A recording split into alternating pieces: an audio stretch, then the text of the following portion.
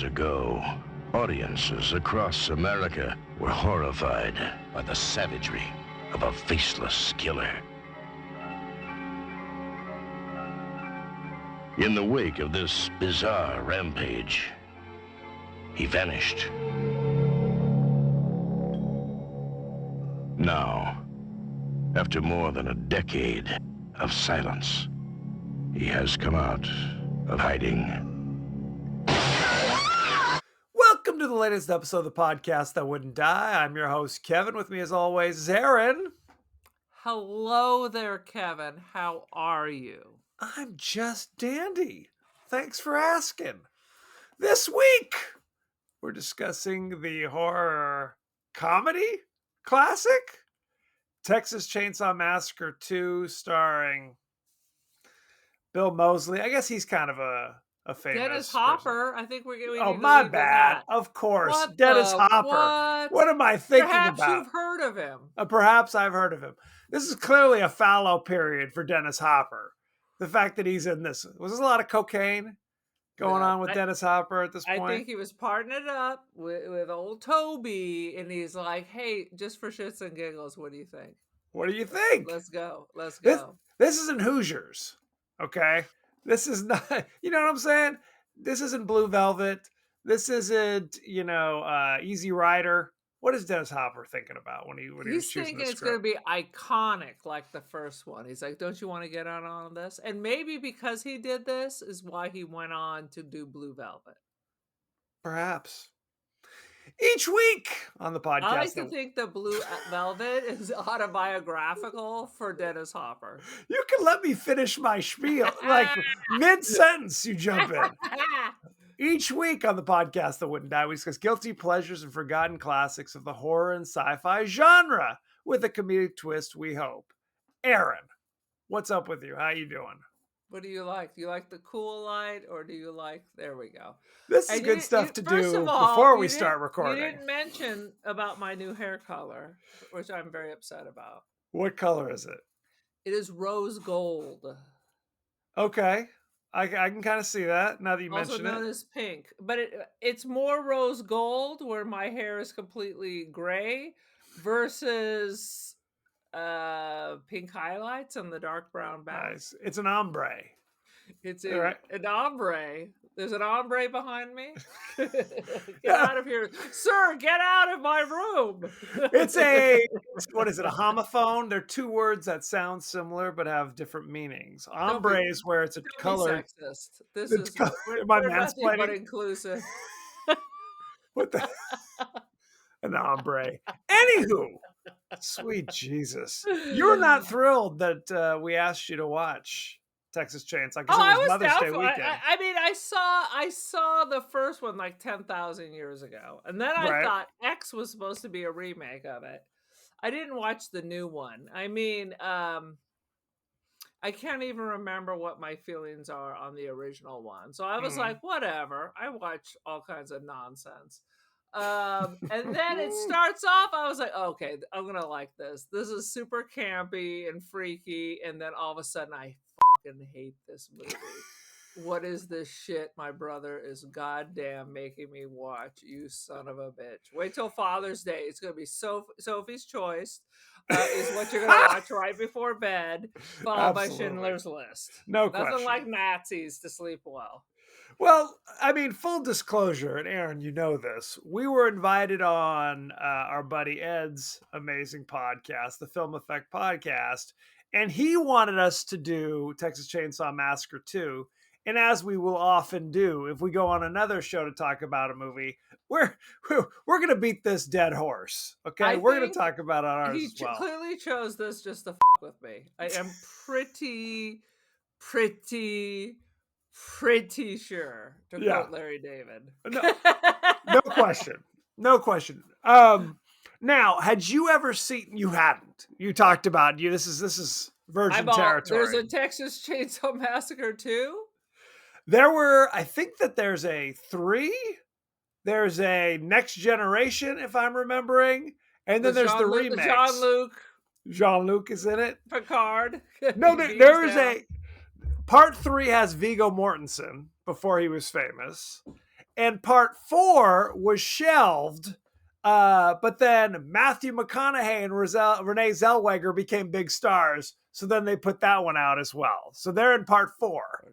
Good Lord. Good Lord. In the name of all that is holy. Yes. Or 100%. unholy. Or unholy, as the case may be.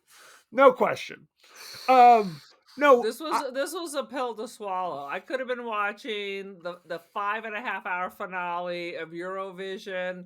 I could have been watching 90 Day Fiance, but instead, after a very long weekend of being at a music festival and partially crippled and brain damaged, and spending large amount of money on band T-shirts and then hitting IKEA.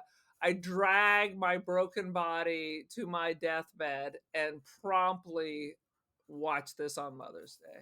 I kind of warned you. I had just watched it for the first time in 30 years, and I was like, ugh, was kind of my response. I'm like, this is not proper Mother's Day fare, but whatever the case may be. It is not proper Tuesday night fare. It is not proper COVID watching. No. We let a lot of movies slide during COVID if they were at least slightly funny or at least weird. This is not one of those. Why don't you give us your 30-second synopsis of the Texas Chainsaw Massacre 2? Oh my God.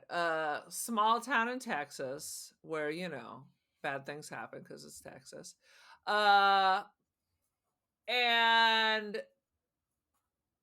if you besmirch Texas, then freaks come out of amusement parks to chop you up while gibbering like idiots.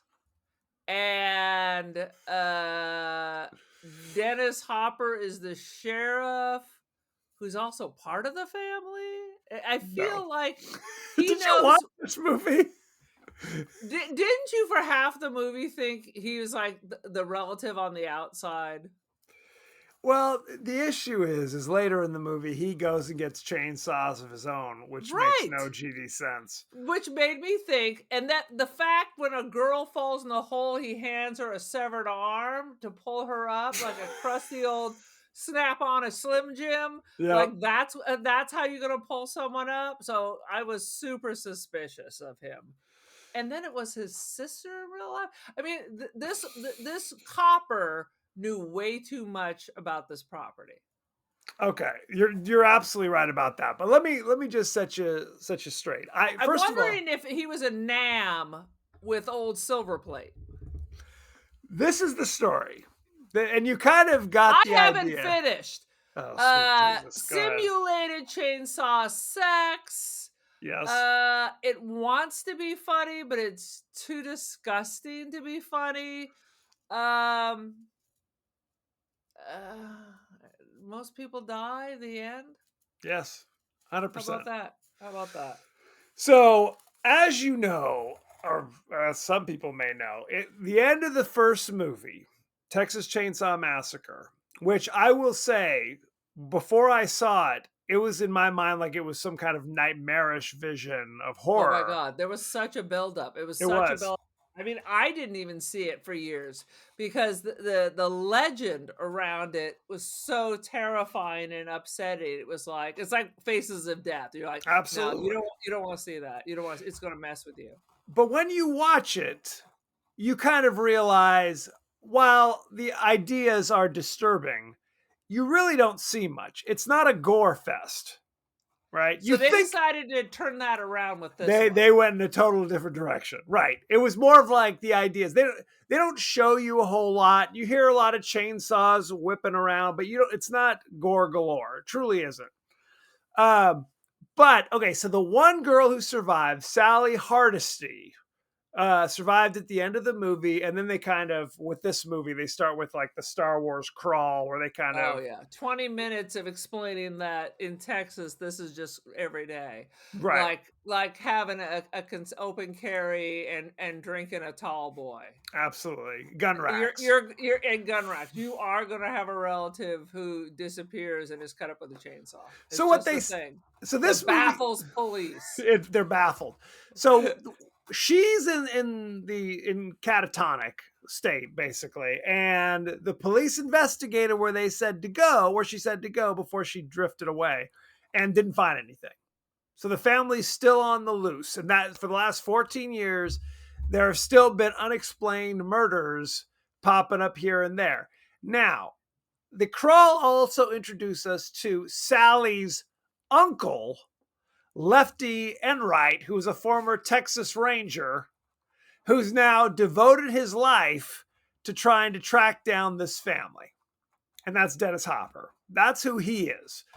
But most of the cops in Texas don't really believe this is a real thing. You know, there isn't really a family of cannibals going place to place.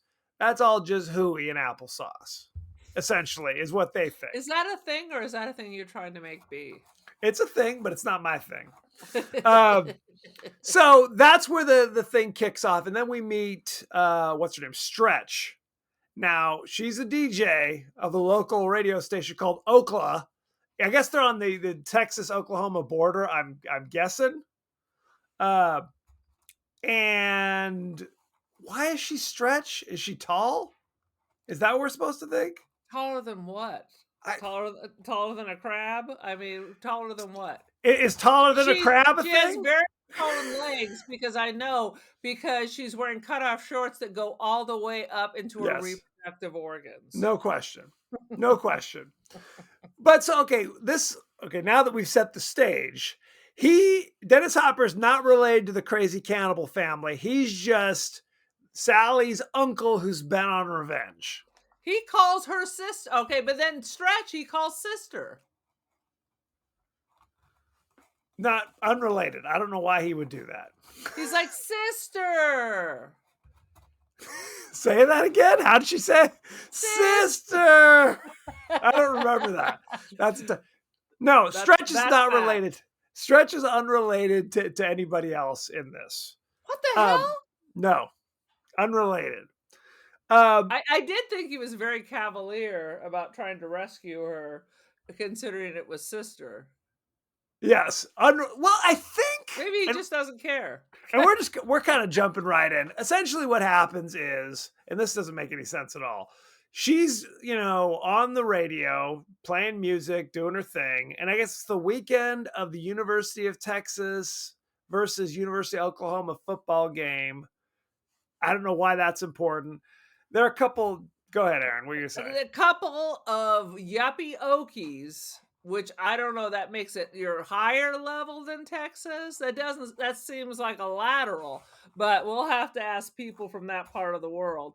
And they're in here disrespecting every Texas landmark as they go by. It's Ozzy Osbourne peeing on the wall at the Alamo. 100%. So they 100%. Needed to be punished, and they were punished with a chainsaw on the head. But tell me this. So they're calling into the radio station, and for some reason they can't hang up on them? So they can hang up the phone and not talk to them, but they're still connected until the other side hangs up. Why is that? I think it's an old-timey thing. Is that what it is? Because it makes... Old phones. The fact that they had a car phone, which was just like the one our mom had back in the day when she started real estate, where it was attached into the car. Mm-hmm. Absolutely. That's what we knew we were making it. Mom has a car phone. So there's something about you're not breaking the connection. So the radio station has to keep them on cannot hang up on them. They can hang up the phone, but they're not going to get any calls coming through. They're not going to get any calls coming through, nor can they call anyone else, because every time they pick up the phone, if they haven't hung up, it's still them on the line. And they're just calling and harassing. Kids, back in the day, there was this thing called radio, and that's where we learned about music. So you would call the radio station. The request line. There's a request line, and you could talk to the DJ. I, as a 12-year-old, used to call the midnight DJ, and we would chit-chat. Oh, my God. This took a turn. I was in 8th grade, and I'd be like, hi, and I always request the same song. It was like, play Misty for me. You'd be like, God. hi, Aaron. So it's a horror movie in real life, is what you're saying. It's a horror movie in real life, although I couldn't stalk him, nor did I know what he looked like. And then when I finally saw a picture of him, I was like, oh my God. So anyway, back to the story. People would call and talk to people on the radio. And so these guys keep calling and harassing them. And she has clearly a bad screener. Usually you have someone screening the calls. Correct. How about you just don't take any more calls for the rest of the day? So anyway, live on the air, and for some reason they're recording it. I don't know why they're recording it. It's policy of the station. It's policy to just record 24 hours. Actually, they sign off at midnight. So 12 hours of music every day. So we hear the murder of these two jackasses who are just driving through the countryside, drinking and shooting guns out the window, as one does in the Midwest. Right. They played chicken with the wrong truck. Is essentially what happened. It was Leatherface and his brother Chop Top, who were just out for a Friday afternoon drive, evidently. No, they was looking for trouble. He already had his ventriloquist twin dead brother with him. So. Correct.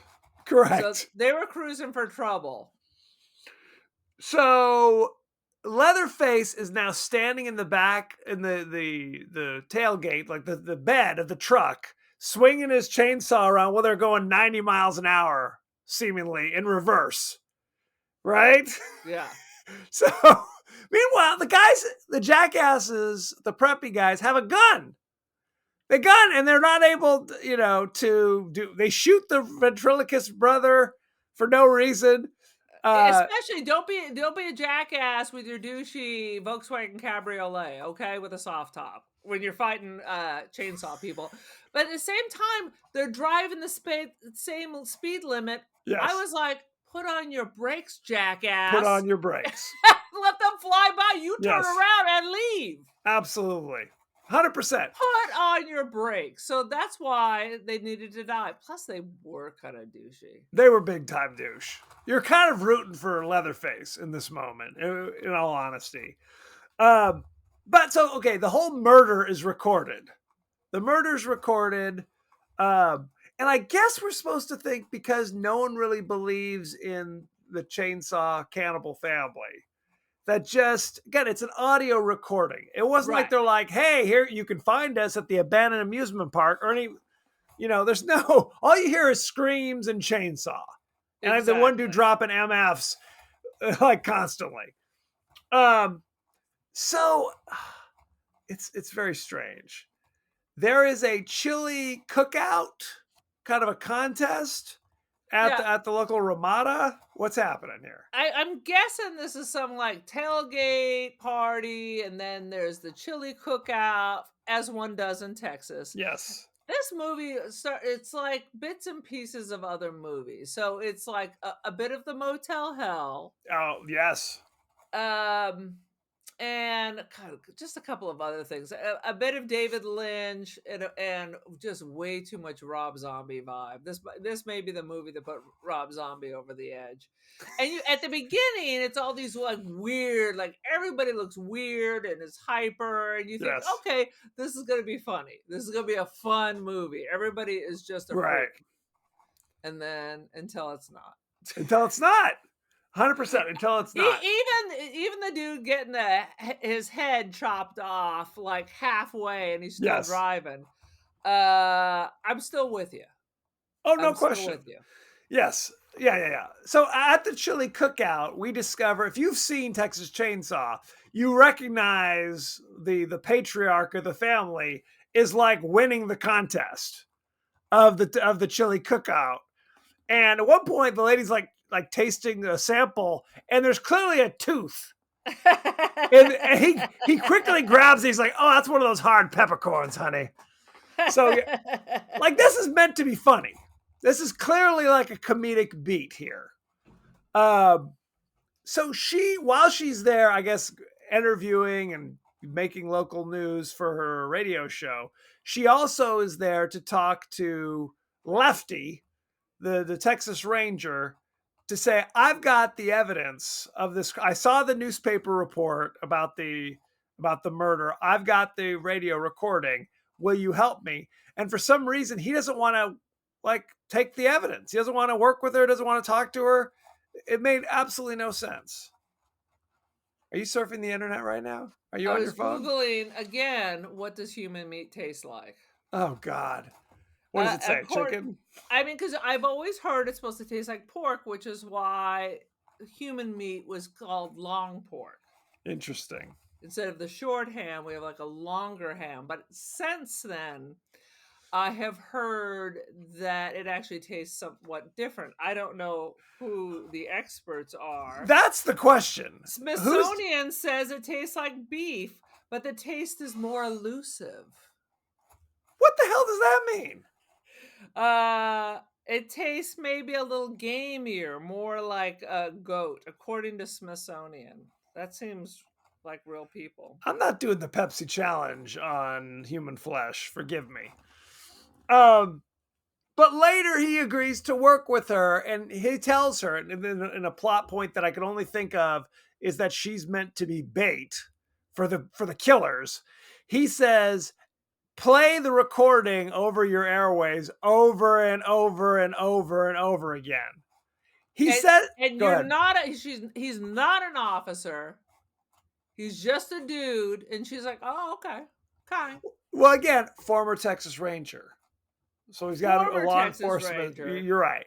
It's Yeah, not like Boss Hogg rolled up and said, "You got to do this. it's not It's a matter of Roscoe. public safety." Because she owns this and doesn't have a boss, and no one's going to call to complain. You're playing a murder thing over and over and over again. Right. Over and over. Murder where it's, again, even if you think the murder's not real, there's a dude dropping MFs nonstop in the recording that she's Right. just blasted out into the airwaves. I think she even says it. FCC is going to Yes. give some fines, I think. She even says, I can't play the recording because of the FCC. And I thought Dennis Hopper was going to say something, well, I'll take care of that. Don't you? No, he's just like, well, whatever. You figure it out. That's not. It's your responsibility. Right. You figure it out, honey. So, oh God. So I'm kind of on board up into this moment. Now, granted, not much has happened. The time it starts to turn, and I remember my stomach to start to turn at this point as well. I remember pausing and thinking, this better be one of them 90-minute horror specials, because I'm not going to take much of this. I start to turn when Chop Top, wearing his famous Sonny Bono wig, shows up on the scene. See, it wants to be funny, but it doesn't know when to pull back. That was funny, but I'm already vomiting, so yes, kind of lost some of the magic there. It was gross. So we don't know what the full extent is at this point, but you see him with like a coat hanger, and he takes a lighter and he lights the hook of the coat hanger, and he's constantly itching his head, which is gross enough. It's like he's picking out like the lice or the ticks or whatever. It's gross enough. So and then after he itches his head with the hook, he then takes the finger and then like puts it in his mouth like he's a little bonobo chimpanzee. Yes. It was at this moment I'm already like blah. And oh yeah, it was so. I was like, okay, this is just gonna be gross. I can't that's basically the whole rest of the movie. It's like, look how funny it is that we're this gross. Yeah, it's kind of the way. So disgusting. And then they killed Pete Farnan, who used to be the bass player with the Pretenders before he drug overdosed, by hitting him with a hammer over and over and over again. I was like, okay, all right. It was 10 minutes. They kept cutting back, and he was still hitting him in the head with the hammer. And he still kept getting up. Yes. Well, and then later he kind of wakes up again. Yes, so with no face and half skinned. Yeah. So Leatherface busts through the wall and accidentally saws his brother. And the wig flies off and it reveals just an exposed steel plate in his head. Oh my and God. For the whole rest of the movie, the exposed steel plate is and he's itching. And he's picking off chunks of the meat and eating it. It was so disgusting. It was stomach churning. But again, I saw this like literally, late 80s. Late 80s, I saw this It on was a cable. different time. You But, also saw a lot of Jean-Claude Van Damme and thought it was good. oh, make no mistake, I was profoundly disturbed Even when I then. saw this at age 12. And, at the time, I thought it was like horrific horror. I didn't notice a sniff of comedy as a 12-year-old watching this, No. right? Or a 13-year-old. I was like, yeah, I don't ever need to watch this again. So this is literally the first time I had seen this since the late No. 80s. Mommy no likey. Mommy no likey. Bad touch. Bad touch. Bad. Absolutely. And now I'm watching it and more things are starting to pop up. Like, I guess Leatherface falls in love with Stretch. Is that what we're supposed to think? Just by looking at him. Right. And then so they have simulated sex. Yes. Where we watch him actually masturbate, but he ejaculates by running around with the chainsaw. Right. He's basically, the chainsaw is his dick, is what we're supposed to think. Literally shoved it all the way up her cooch. And not up her cooch, but yes, touching her pelvic area. Yes, yeah, they were grinding. Yes, and she's faking it like she's some super genius on how to figure this whole thing out. No, she had some of the strangest lines. Like she was somehow floating above her body, feeding herself lines. Yes. Or something. Well, even I was like, "What is she trying to say? What is she doing?" Yes, there's a lot of those. Are you good? And I'm like, is she saying what I think she's saying? But literally, there was one scene behind Leatherface where I believe he was diddling himself. I was like, oh, Jesus, that's what we're supposed to think. No question. That's the impression. There were some rapid movements. Let me just say that. Yeah. So he doesn't kill her and leaves her behind. So right. Chop Top, and I guess this is explained somewhere or somehow. In the first movie, there was Leatherface, there was the cook, who's the patriarch, but sometimes they say the father, sometimes they say the older brother. I don't know what he is. There's the cook. Then in the first movie, there was a character just called the hitchhiker, who is the creepy dude who jumps in the van with them and then is cutting himself and then they kick him out. He's the other freaky guy. Now, he gets hit by a semi in the first movie. Okay, so he's dead. This movie, they introduce his twin brother, and that's Chop Top. Okay, but I don't know if they ever say he's the twin brother. How did you figure out he was the twin brother? If you have to read the Wikipedia page or whatever. He's the twin brother of the hitchhiker from the first movie. But and he was in Nam, and that's why he couldn't be in the first movie. He was in the Nam. Because that couldn't be mentioned more than 1,000 times. More than 1,000 times. And whenever you see them kind of carrying around like a willowy corpse, that's the body of the hitchhiker from the first movie.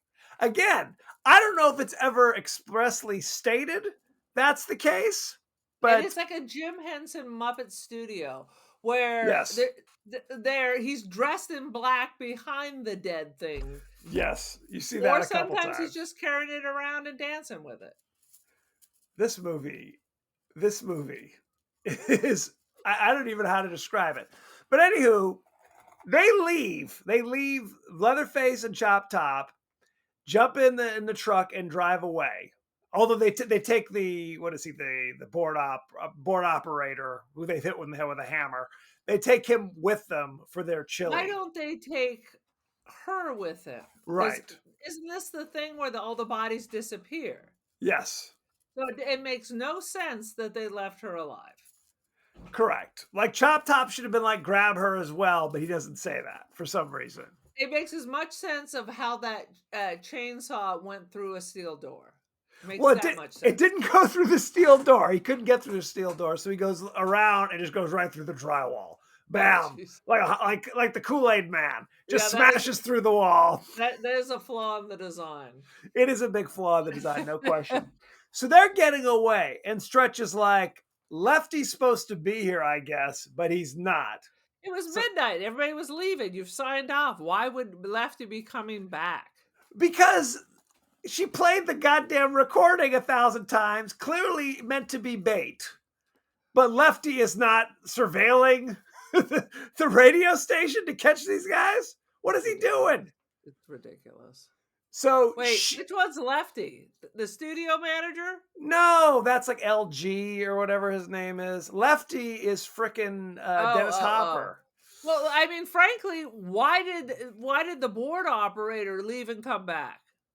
He was home for free. He came back with 2 coffees. Why did he come back for 2 coffees after the studio's closed for the night? Was he trying to hit on her? Is that what it was about? He said, "Wow, darling, why don't we go get some coffee?" And she's like, "Hell to the no." And he comes back with the coffee. I don't know what the plan is. I was not getting like any kind of weird vibe. Not like a sexy vibe or a weird vibe. They just seem like coworkers. So she follows Leatherface and Chop Top by herself. As one does. As one does. No. I don't know what her plan was when she finds them. Maybe she's a fucking ninja. Maybe she's Catwoman. We don't know. Well, as it turns out, she is none of those. She's none of those. She was not in the special forces. She's a dum-dum is what she's not a trained ninja. No. Yeah. She doesn't have a gun. This is Texas. She's the only one without a gun. Everybody has a gun but her. Everybody has 50 guns but her. 100%. 100%. So she follows them, and it goes to a crazy abandoned amusement park called Texas Battleland, I guess. And then were there battles in Texas besides the Alamo, which they lost? Shots fired at her. So is this supposed to be down like near San Antonio? Where is this place on the Oklahoma border? I think which is not San Antonio. No, no. I thought they were in the greater Dallas-Fort Worth area, is what I thought. And when Lefty is talking to like the police at the beginning of the movie, they suggest that the original murders took place like in Amarillo or someplace down south. So that's why another reason why they're kind of skeptical. They're like, well, those murders were, that's for city folks. Right. That's where things go wrong. Some of those 100%. Left coast people moved in there. That's what Citified it. Clearly. Luckily, Lefty appears on the scene. How did Lefty discover the amusement park? No explanation. He just appears. Here I am. I don't know why. He appears, and again, seems to have some knowledge of this place that is unexplained. As in, how the hell did he get to the lowest level? Well, what happens? He's talking to her, and then a trap door opens up under her feet, just at a random place. Right. Like, I would be like, maybe I should move the car off this rickety old ass bridge. Yes. And it doesn't seem like it's just an automatic trap door. No one like hit a button to drop her in there because they didn't know she was there. No one knew she was there. So maybe it wasn't a trap door. It's just decomposed. Maybe they should just blow up the bridge and then the freaks are trapped. Well, what does Lefty do? He gets there because she falls in the hole and he's like, oh, well, sorry. He goes right through the entrance of the, I don't know, the haunted amusement park. The haunted hill. There is like a mural of like Jim Bowie or somebody on the wall with like a line of blood dripping down. And Lefty kicks the wall. Like the Indian who's sad because we're littering, except it's a tear of blood. It was Iron Eye Cody, 100%. Iron Eye Cody, if he was Jim Bowie. Who is not Native American. The Alamo? Jim Bowie, yes. So he kicks the wall and then just Is this in fact under the Alamo? Is this the basement of the Alamo as foretold in Pee-wee's Big Adventure? 100%. So gore starts pouring out of the wall. For what reason? I have no idea. Why is there gore just in the walls? No explanation. Why are they cannibals? Because it seems like a lot of the meat goes to waste. Well, and there isn't proper refrigeration.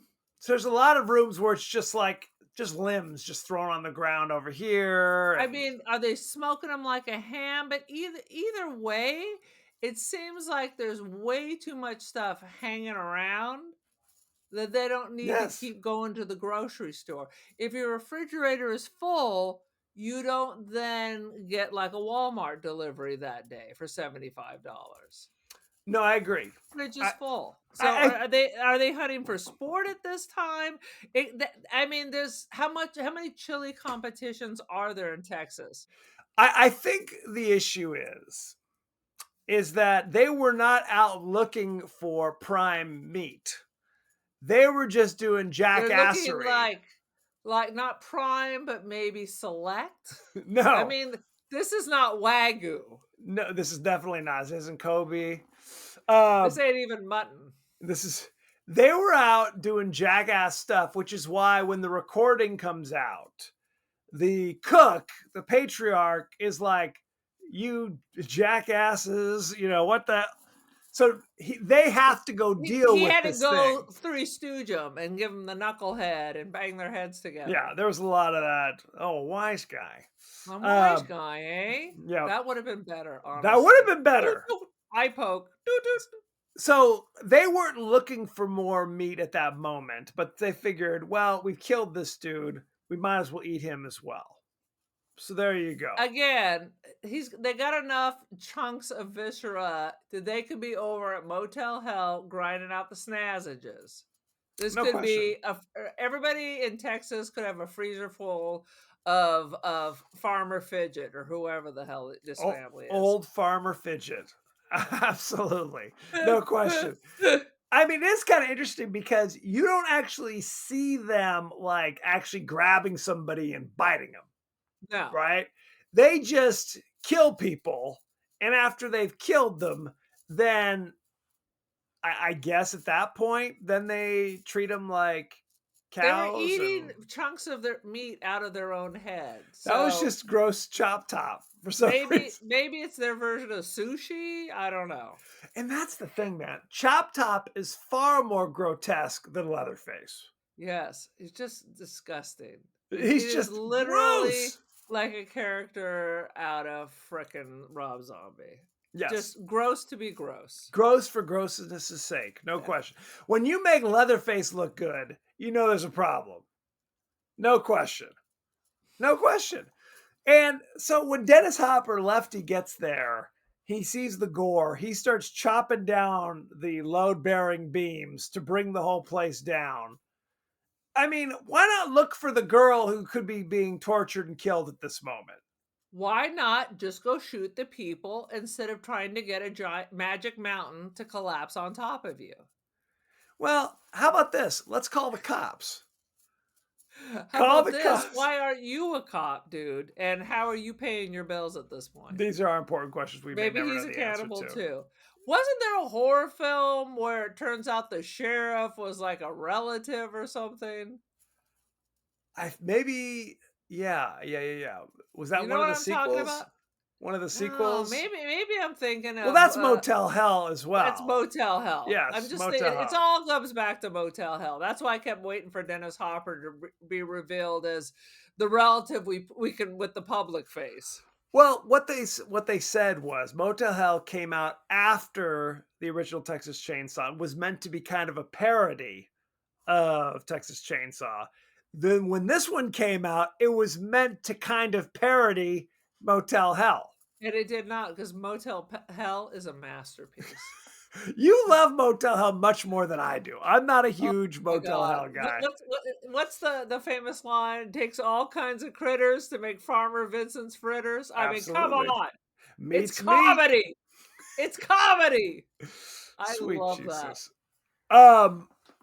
There's a scene later in the movie. There's a protracted chainsaw battle between 65-year-old Dennis Hopper and Leatherface, who's supposed to be 7 feet tall and 300 pounds. I don't know how that's protracted, but first of all, Leatherface was shorter than Stretch, so I'm guessing Leatherface was about 5'7" and about 250. He was a Hollywood 5'7" in this movie, no question, no question. It was Tom Cruise. It was Billy Barty. It was Mickey Rooney. Same thing. So they're fighting, and then I guess what happens? The cook goes and drags the corpse of the hitchhiker, who in this movie is called Nubbin for some reason. They take, and he's got a grenade. Why does this corpse have How a do you grenade? even know it's the twin? Because they literally have just corpses sitting all around on the sofa for them to visit with. I don't know when they make this announcement, but if you look at the Wikipedia, it clearly tells you these were twin get brothers. on there and re-edit the Wikipedia. I agree. So he's got the grenade. The cook now has a grenade, and like he's about to pull the pin and blow them all up. Because Chop Shop or whatever, Top Shop, Top stole Chef, it from Top Gear, from his time in Da Nang. Yes, it's true. Kaisan. No, so oh God help us. So he's going to pull the grenade, and somehow he gets bumped, and the grenade falls on the ground, and then they all die. They all explode. But he gets killed even before it goes off because he gets a chainsaw in the head. That's what it is. He gets chainsawed by Leatherface on accident. So now Lefty, the cook, and Leatherface are all blown up, and the only people left are Stretch and Chop Top, who's chasing her with a straight razor and just slicing her, which was very upsetting to me.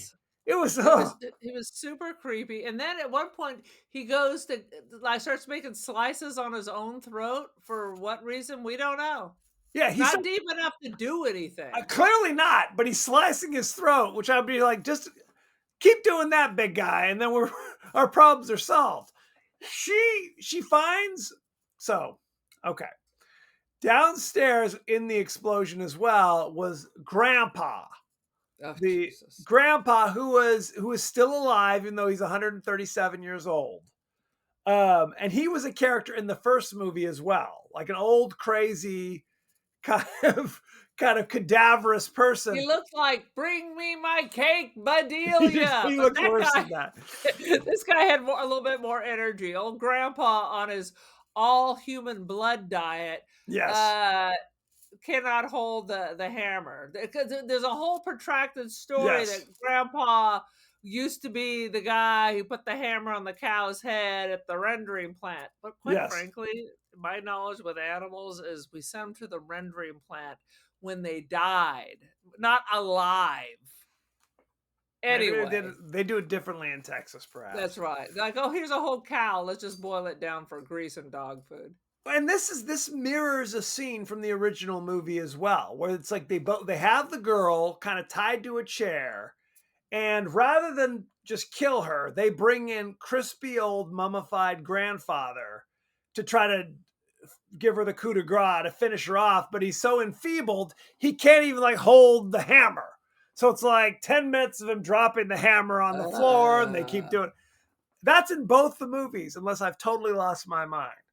I blacked out the first one, and they only finally whack her twice, and then she pops up. So that in a way, it is a Three Stooges, because Mo was always hitting him in the head with a hammer to no ill effect. So which one's Curly Joe is my question. Curly Joe was clearly that's Chop Top with the Sonny Bono wig. With the Sonny Bono wig, not a Sonny Bono. Was it Sonny Bono? Yes, it was. I wrote it down. I was like, ha, Sonny Bono. But there's a scene, so she's running away from Chop Top by climbing the staircase, and there's a Rock Candy Mountain, we're gonna call it. Yes, it's like Candyland.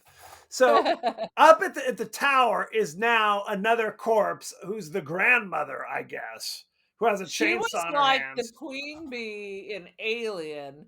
Yes. Where she's like all mummified with large pendulous breasts and a chainsaw, and not dead. I think she was dead. She was. There was movement, and then it was like, you killed her, right? Mommy. But so she grabs the chainsaw. It's a Stretch now, and she's trying to crank it. Who knows? That chainsaw must have been there for 50 years. Oh my God. I mean, it's like part of the mummified remains. Is there fuel in it? I hope so. So she's cranking it while Chop Top is literally behind her, just slashing her back. I and you know. see it. I was like, Ah. ah. So she chainsaws him. He falls down a hole, and then she Dude, does a crazy falling little down the dance. hole is the craziest thing I ever saw. That was the only thing I marveled at, the way he slipped and fell and magically just spun right down into that hole. I was like, Yes. I wonder how many times they made him do that. That well, could not have been one take because hopefully a stunt man, wild. but who's to say? It's a low budget production. As far as I know, all these people are stuntmen. Could be. Could be. And so she does a crazy dance at the top of the tower with the chainsaw. Credits roll. And that's the movie. Good Lord. This movie. What can one say about it? Here's something for your epitaph. Please. Like death eating a cracker. Like, what the hell does that mean? There were a lot of crazy one-liners in this movie. Good Lord. I question, eventually you stop screaming, right? I mean, even if the monster keeps chasing you, eventually do you just stop screaming? Her screaming definitely was of the more irritating variety, I would say. What do you Yeah, think? she gets quiet and then it was ah. Right. I mean, quite frankly, I feel like that would slow you down. I agree. It's hard to Stop run and expel your at the lungs. same time. Yeah. No question. Um, And using a turkey slicer that you would, if it was the 1970s and Thanksgiving, which barely cut through a cooked turkey breast, is not how you're going to take apart a human body. A lot of big bones in there, kids. that I'm not a huge fan. Yeah, the turkey slicer slices the guy's face off, puts the Hmm. juicy face on Stretch's face, which I thought he was doing it to kind of disguise her so that she can get away, but then he ties her up. Which didn't So make any sense. So right. he put the thing on it for her to hide, but you're right, still tied her up. And then all of a sudden, the dude from the Pretenders jumps back up Yeah. and is like talking, and I was for sure thinking it's a trick, that it's one of the freaks. Because we'd seen But that no, before. and then he like frees her, and it looks like he's gonna stab her, but then he doesn't. And then he takes a nap and never wakes up again. And The never end. wakes up. And that was a long scene too. That was The a long only interesting, the two interesting things I thought was when he fell down the hole at the end. Yep. That was a crazy shot. Yep.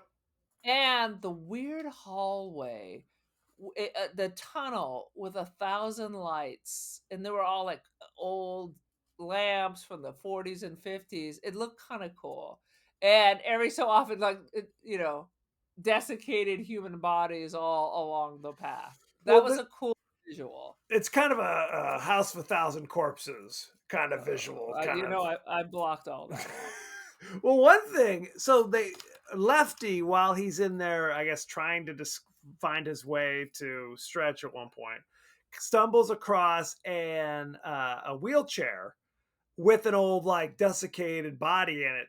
That was Franklin Hardesty from the first movie. Oh yeah. They could, because none of the people were found, and the corpse had been chainsawed. So Chainsaw. part of the face was a little off, askew. No, that in the first movie, there's an extended scene of Sally pushing her, I don't know, paraplegic brother through the woods with Leatherface chasing them. And at that whole time, you're just like, bro. you, Sorry, bro. you Love got, you. I love you, bro, but you're in a wheelchair. We're on uneven ground. There's a psychopath with a chainsaw. We're both gonna die. Peace. 100%. And then, of course, there's the moment where it's just like, oh, I don't hear the chainsaw anymore. You can't sneak up on somebody with a chainsaw, and you cannot turn off your chainsaw and then immediately crank it back on to full power. It's not how it works. I'm not a chainsaw expert.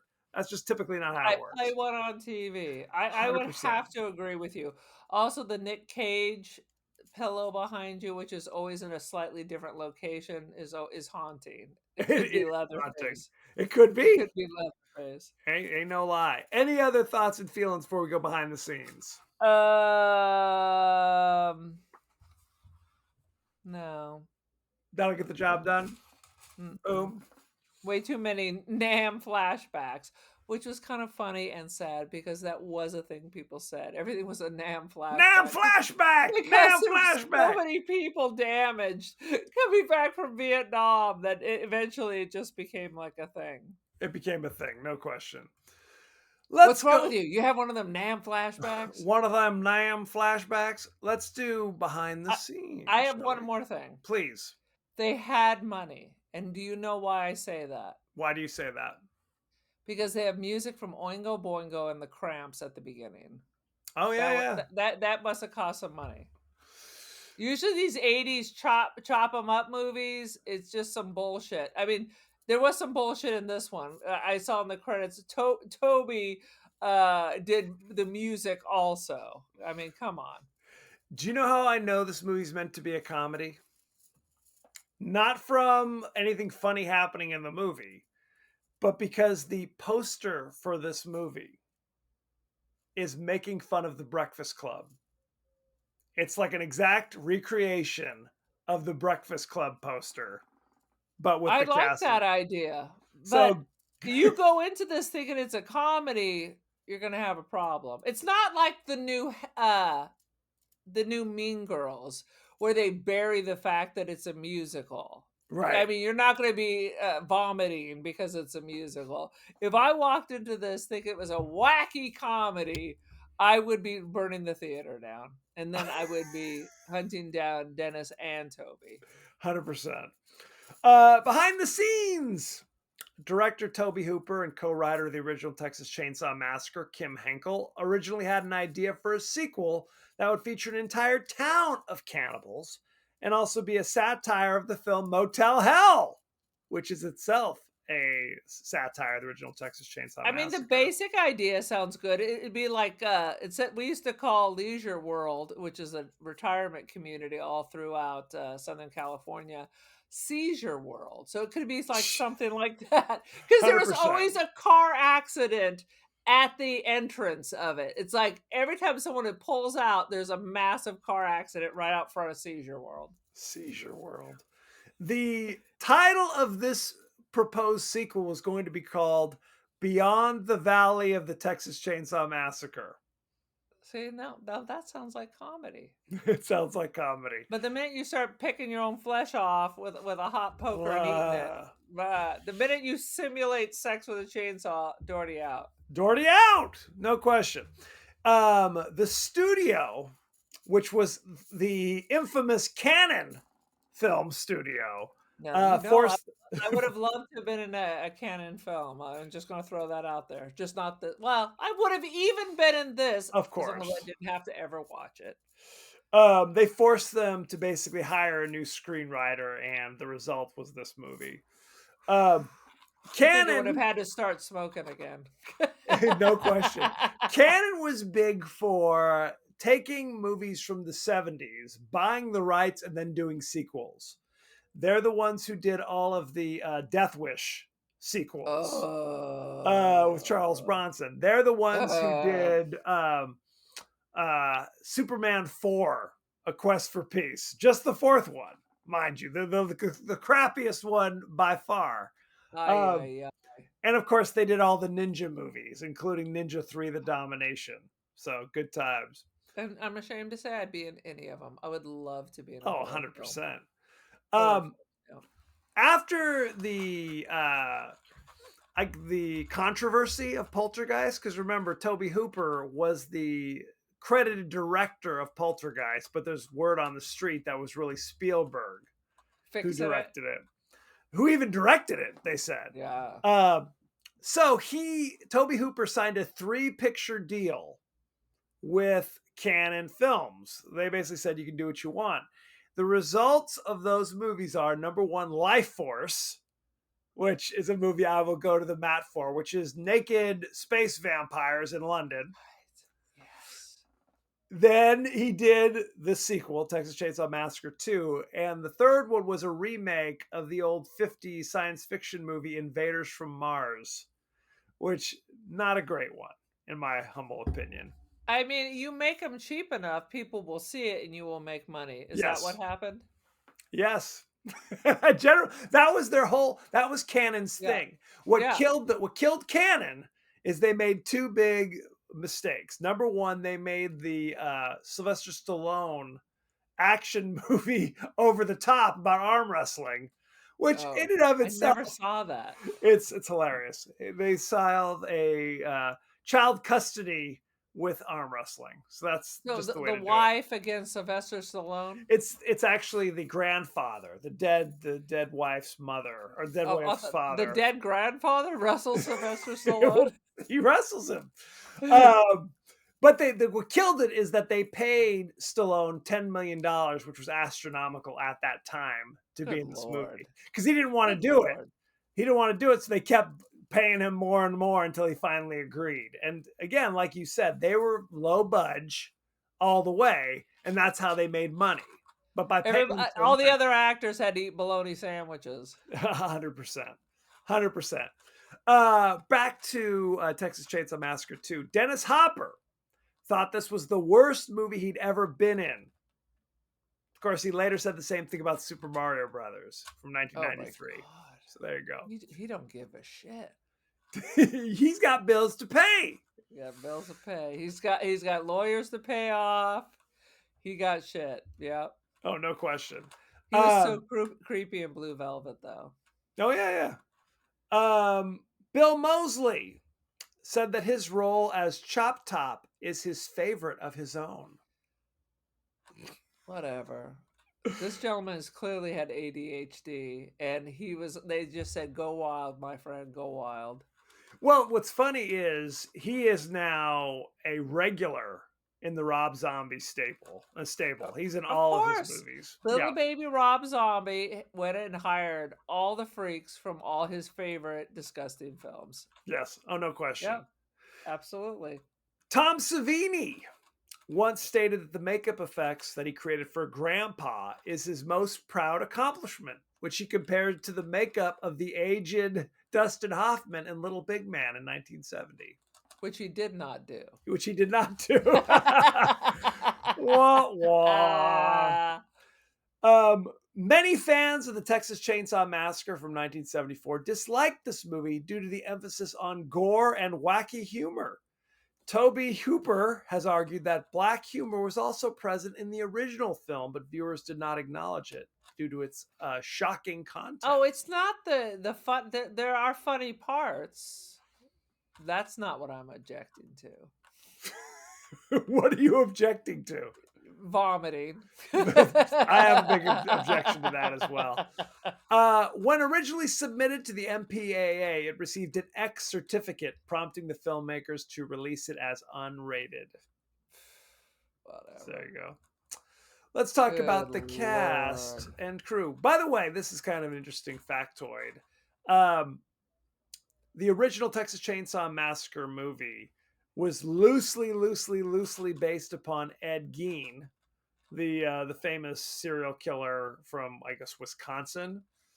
And he was also the basis of the movie Psycho. So two movies I did were based hear on that. him. But I saw this interview with this director, and he was talking about he and another director were thinking of digging up the grave of Ed Gein's mother because they didn't believe that he had actually skinned her. And they were going to do it. And then at the last minute, and these are famous people whose names I'm blanking out on. I want to say it was Errol Morris and Otto Preminger were going to go dig up the grave. I just listened to this interview with Errol Morris talking about horrifying. It. And then at the end, because they were both had this weird fascination with Ed Gein, and they just didn't think it was true. And there was like no way of proving it without it, and so they were going to do it, and then at the last minute they chickened out. That's probably a good move. Let's talk about the cast and crew, shall we? Toby Hooper was the writer, director, producer. You know him from Texas Chainsaw Massacre, Texas Chainsaw Massacre 2, Poltergeist, Life Force. The list goes on and on and on. You have to say that out of those films, Poltergeist is really good, so it wouldn't surprise me if someone was guiding his hand. I love Poltergeist. Poltergeist is a classic, but it drips Spielberg. It It does. drips. It does. It really does. So I mean, I don't know. I mean, I know he was the producer, but it just doesn't. It feels like a different movie. I agree. It's definitely not Texas Chainsaw Massacre 2, if you know what I'm Yeah, saying. agreedy. Let's see. Dennis Hopper played Lieutenant Lefty Enright. You know him from such things as Easy Rider, Blue The Velvet, Trip. Speed in 1994, Waterworld in 1995. The list goes on and on. Hoosiers. He's been in a ton of shit. I didn't see any of that shit. Caroline Williams played Vanita Stretch Brock, which I'm not sure we ever hear her full name. She's just called Stretch by everyone who asks. She was in Renfield in 2023. Did not see. Did you see that? That's a Nick Cage film. I didn't care for it. I didn't think it was anything special. All right, passing. Well, it's that thing, and I've talked about this before. When Nicolas Cage is trying to be funny, I find him less funny. You know what I mean? I want him just doing his thing. She was in 10 Minutes to Midnight in 2020. I don't know what that is. That sounds familiar. Go ahead. Keep talking. She was in Texas Chainsaw Massacre 2, and she was in Days of Thunder as Jenny Burns in 1990 with Tom Cruise and the gang. So I like Days of Thunder, actually. No shame in my game. You know, I never saw that. Oh, you should. Jim Sidow. I'm sure 10 to midnight, bitten by a rabid bat, a late night radio host terrorizes her co-workers as she slowly transforms into a vampire. 2020. 85% on Rotten Tomatoes. So maybe we have to check it out. They might have to go on the list. Jim Sidow played, you know him from Texas Chainsaw Massacre as the old man in 1974. He was the cook in 1986's Texas Chainsaw Massacre 2. Same character. He was in one episode of Amazing Stories in 1987. That was a Spielberg series. It was. He was also in something called Hot Wire in 1980 that I'm unfamiliar with. Unfamiliar. Yep. This was Texas Chainsaw Massacre 2 was his last film role. So there you go. Bill Moseley played Chop Top. You know him from The Devil's Rejects in 2005. He was in Repo, the Genetic Opera in 2008. Genetic Opera. He was in House of a Thousand Corpses as Otis.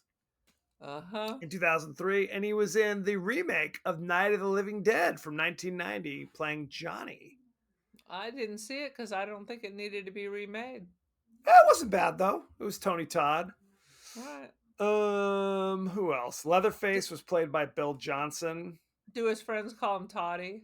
They do, actually. Bill Johnson, you know him for Texas Chainsaw Massacre 2 as Leatherface, and he's not the same actor who played him in the original movie. I guess that guy wanted too much money. There's way too much lip licking. There was, no question. Gentlemen, not a good look. Let me just say that, not a good look. He was in DOA in 1988. That's the Dennis Quaid, Meg Ryan movie, if I'm remembering correctly. Oh, what was the one with Michael Keaton, or was it the Fonz in a morgue? What was that? Oh, that's Night Shift. Night Shift. Yes, it was both of them actually. Oh, was it? Yeah, it's been 1,000 years. Directed by Ron Howard.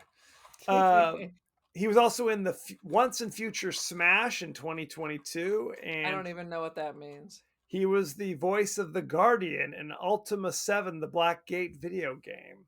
Oh, how about that? Anybody else you want to know about? Yeah, really isn't.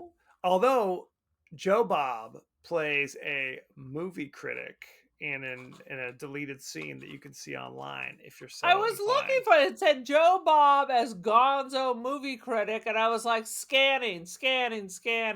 Nope, cut loose. They snipped it because it's just kind of fan servicey. It really doesn't do anything. Let's talk about the ratings, shall we? Yeah, we shall. Texas Chainsaw Massacre Part 2 has a 50% on Rotten Tomatoes. Do you know what the audience gave it? The audience gave it a 90%. 46%. What did Rob Zombie give it? 100% fresh. 110. Let's look at the top critic, shall we? Roger Ebert of the Chicago Sun-Times. Roger, he had a lot of time. We can barely squeeze out one movie a week. He literally saw anything that hit a theater. He sees every GD film. He's watching us right now in heaven. He is. He says, Part 2 has a lot of blood and disembowelment, to be sure, but it doesn't have the terror of the original, the desire to be taken seriously. It's a geek show. 1 out of 4. It's a freak show. Yeah. Let's see. Yeah, I wasn't scared. I was barfy. I thought, why don't this family meet the family from The Hills Have Eyes, and then they can interbreed? It's a dry heat out there. It will help with keeping all their corpses crusty. Or a dry heave while you're at it. Dry heave while you're at it.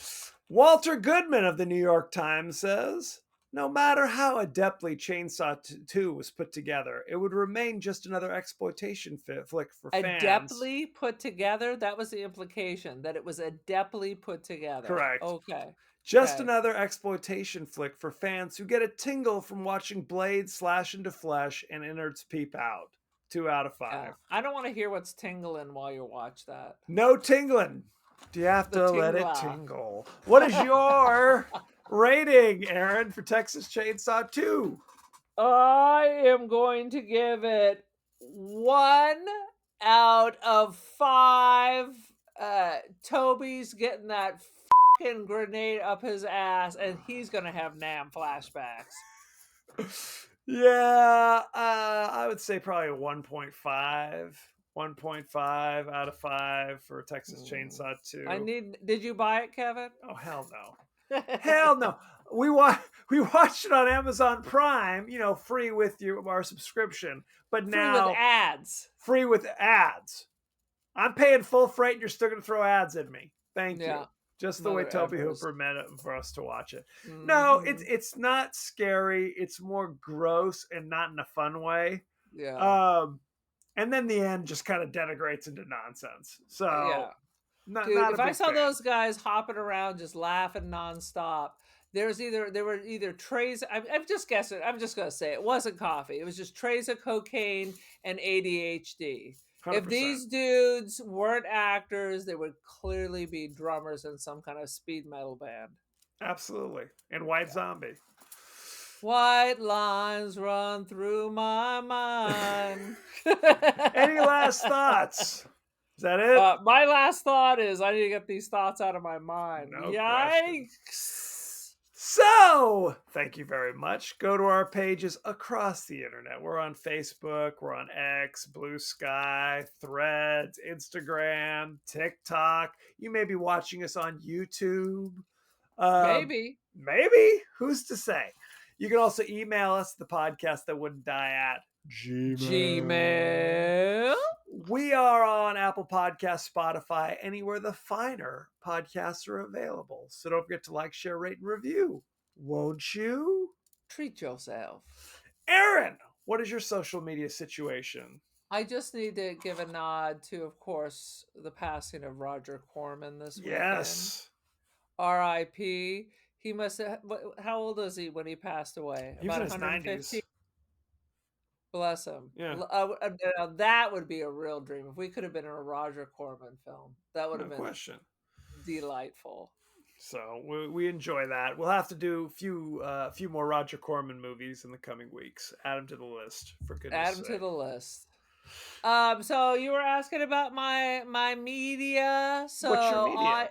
I'm the Cult of Aaron on Instagram. I am on X, but I never check it unless Kevin says, hey, someone sent you a message. Okay. And I have art on Artsy and First Dibs. Check it out. Check it out, friends. it out, for God's sakes. As you know, we like to include viewer listener comments, questions from the interwebs. So let's take a look. Discussing the film It Lives Again, Kevin Evans says, a big hell nah. I saw that at the drive-in theater a long time ago and it scared the crap out of me. So nope. So to this day, when I see a baby, I kick it. Just because I'm sure it's going to eventually sink its teeth into me. Its two claws are going to get at you. No, better safe than sorry, I always say, right? Preemptive, exactly. Ask for forgiveness, not permission. I don't know if anybody would ever give you permission. Please kick my baby. So it's a bad baby. It's a bad baby. Next week, we're discussing the horror classic Hatchet. Aaron, you didn't know we're doing this. Hatchet. Isn't that juvenile fiction? Yeah, it is actually not that juvenile fiction. It's not that book. It's not based upon the book where the poor kid crashes his plane into the woods and has to learn to live by himself. No. Gary Paulson wrote it's a movie? It's a horror movie. Horror movie Hatchet. So this is important. Do not mistake it with A Cry in the Wild or whatever it's called.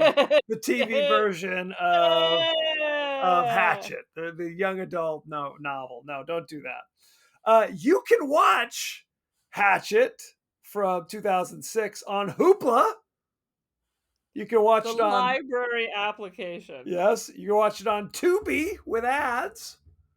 Or you can watch it on Plex for free. Kevin, this appears to be a slasher film. It is a slasher film.